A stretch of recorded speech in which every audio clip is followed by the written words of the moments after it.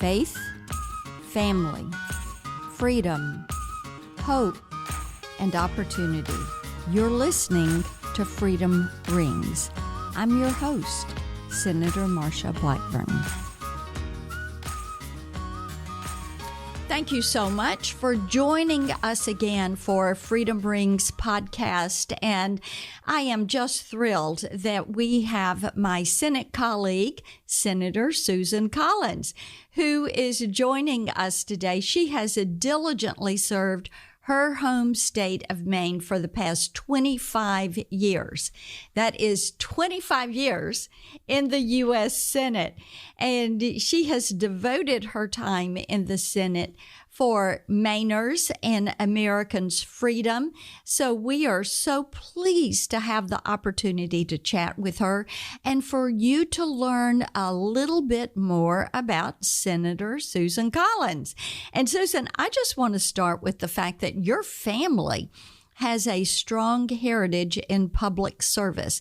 There are 4 generations that have served in the Maine legislature, and both your mom and dad were mayors of Caribou, Maine. So as your family, as you were growing up and your family would talk about this history of public service, how did they present this to a young Susan Collins who is deciding who she is and what she wants to be? Well, first of all, Marsha, let me say that it's a real privilege to serve with you, and I'm honored to join you on your podcast. I did grow up in a family that was dedicated to public service. My father, grandfather, great-grandfather, and great-great-grandfather all served in the Maine legislature. And as you mentioned, both my parents served as mayor of my hometown of Caribou, which is up in northern Maine, very close to the Canadian border. And my mother was the first woman to serve as the chair of the University of Maine System Board of Trustees. I always said that my mother became the chair of any board that she was either elected to or appointed to. So I had great role models right at home. And what my parents taught me was the importance of getting involved, that you could make a difference, and that you had an obligation to try to make your community, your state, and your country a better place. I remember one dinner conversation where my mother told me I was complaining about something at school, and my mother told me, you know, Susan, you can't stay on the sidelines and just complain. You have to get involved.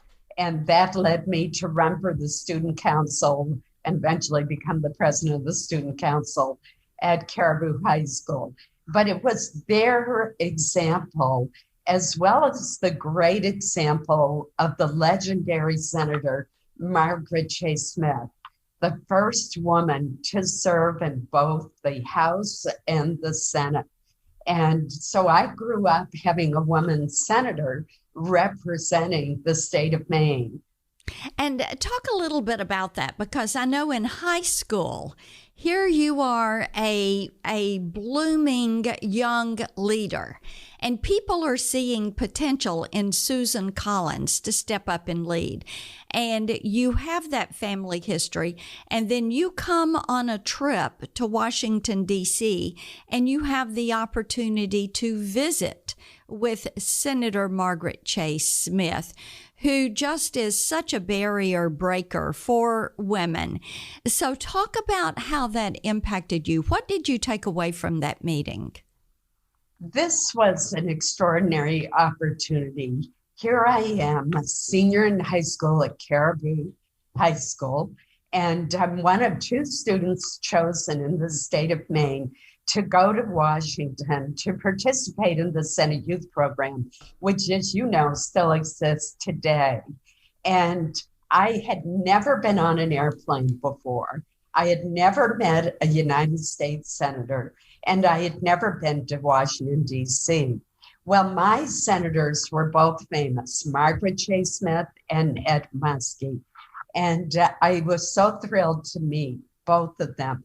But Margaret J. Smith, for reasons I will never understand but always appreciate, took me into her inner office and spent nearly 2 hours talking with me. And, when we look at our busy schedules, for us to try to find 2 hours is virtually impossible. But she took that time and she talked to me about a host of issues, including her famous speech against Joseph McCarthy, another senator, and in which she really led the way as a freshman senator herself. And I remember leaving her office thinking that women could do or be anything.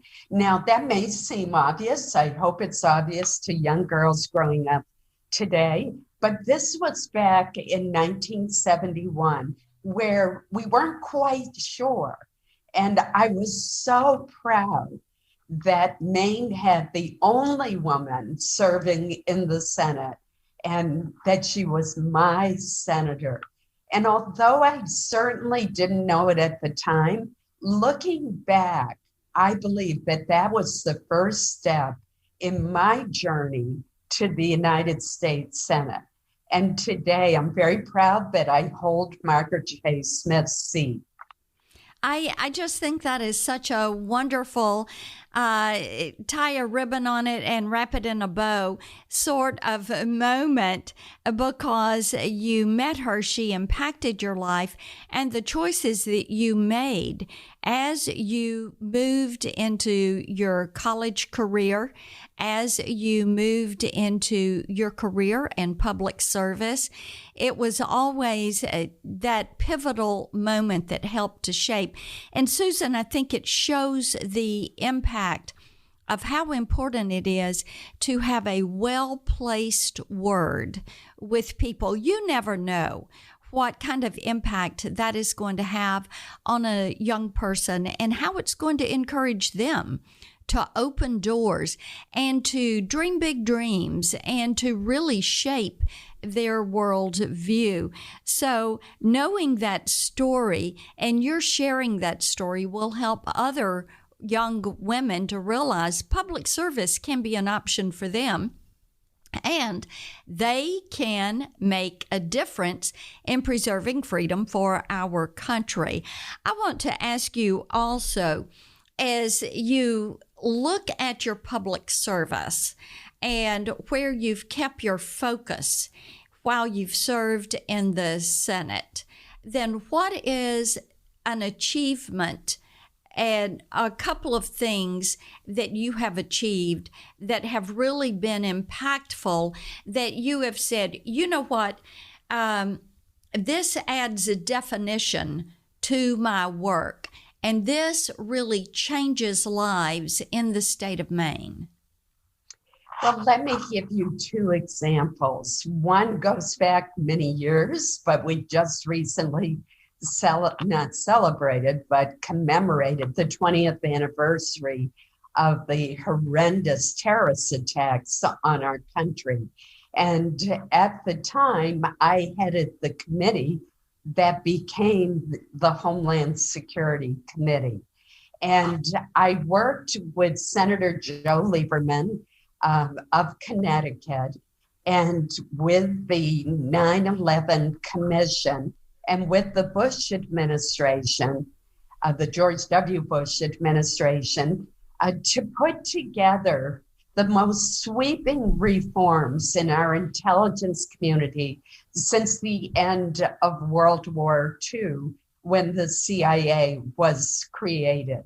What we had found was that intelligence information was siloed across more than 20 agencies, and that information was not shared that might have allowed our government to detect Al-Qaeda's plot against our country that stole 3,000 lives that horrible September day in 2001.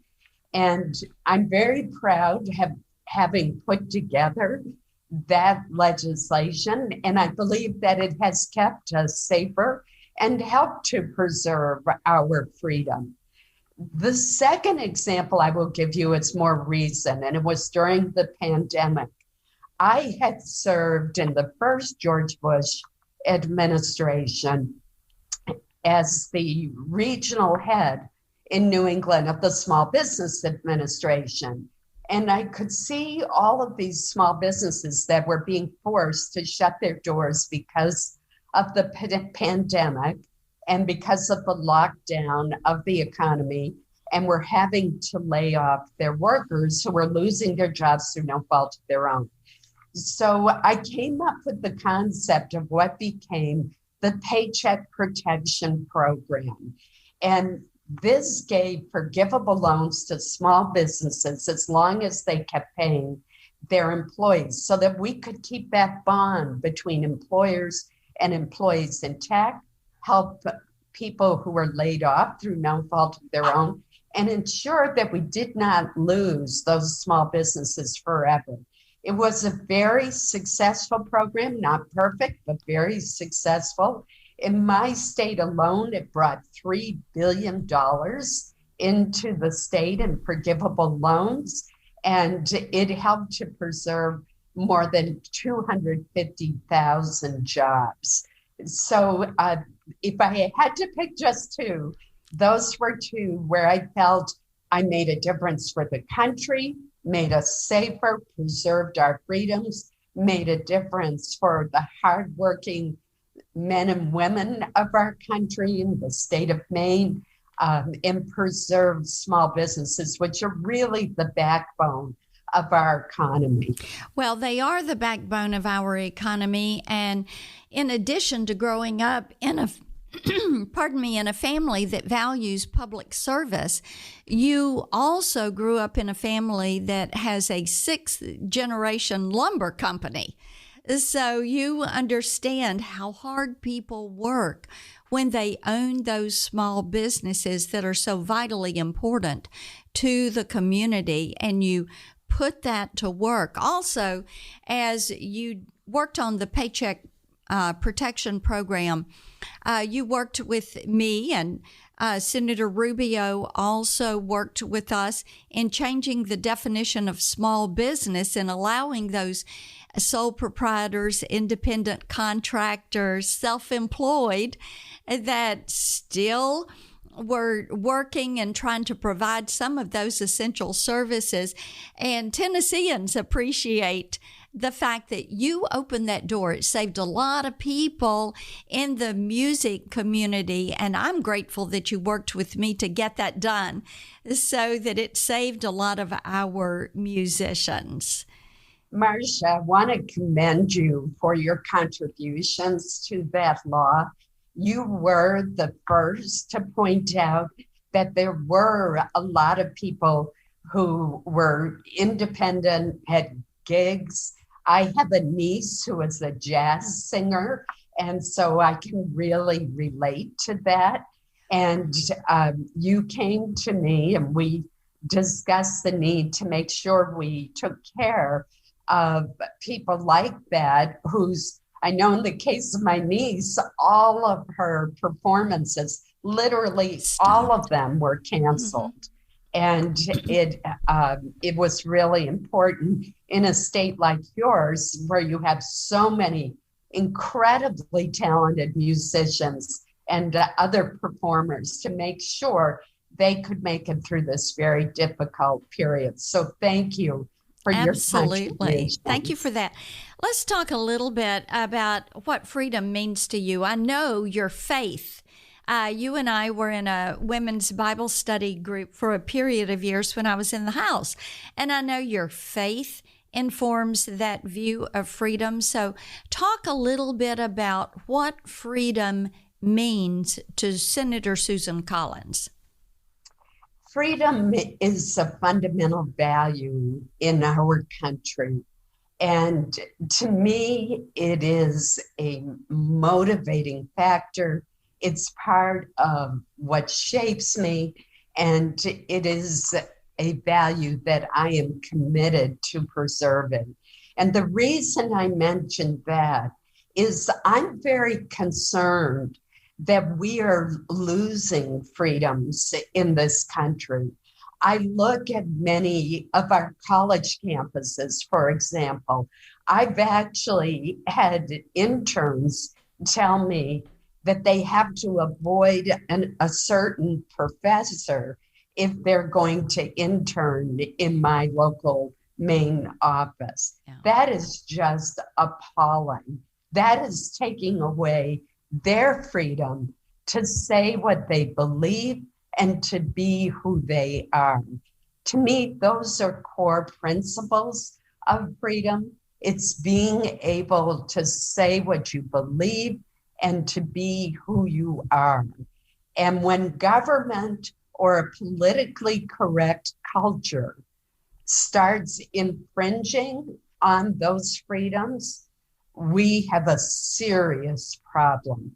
And I think in the academic world, this has become a real crisis where increasingly there is only one way to think. I look even at my own college, St. Lawrence University in upstate New York, which I loved. I so enjoyed it. I had a wide variety of professors who exposed me to a wide variety of philosophies and views, but they never attempted to stifle what I thought. They just tried to expose me to different ways of thinking and to teach me to think critically. Now that has changed. And for example, after a lot of study, a lot of interviewing, made my decision to vote for Justice Kavanaugh, my own college had half the faculty write a letter asking that an honorary degree I had received be rescinded. That is the opposite of freedom, the opposite. And I worry about the intolerance that I am seeing increasingly on college campuses, where there's only one way that you're allowed to think. People should be encouraged to explore a wide variety of points of views, but should not be indoctrinated. And I know you feel strongly about that issue too. Yes, I do. And Senator Cotton and I posted an op-ed today dealing with this campus free speech issue because it is so vital. I have a friend that summed it up so well. And her daughter was on the way to college, and she said, I feel as if she is going to go into an experience where her mind right now has been so open, and she's had a wonderful high school career. But going to college, it's going to be like a funnel where it becomes smaller and smaller to get through a very small opening. And she and her husband had been talking about what they wanted to do was to have her exposed to different experiences and different points of view, and to learn how to do that critical thinking and reasoning and be analytical about situations, and that they were very concerned about the effect the cancel culture would have on her maturity and her exposure. So you are so right on that. Well, Susan, we are grateful that you are in the U.S. Senate, and thank you so much for joining me today for Freedom Rings. Thank you.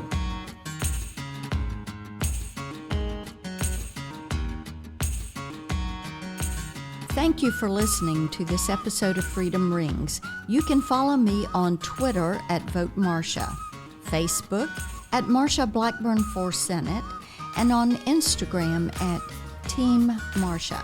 And you can always find us online at marshablackburn.com.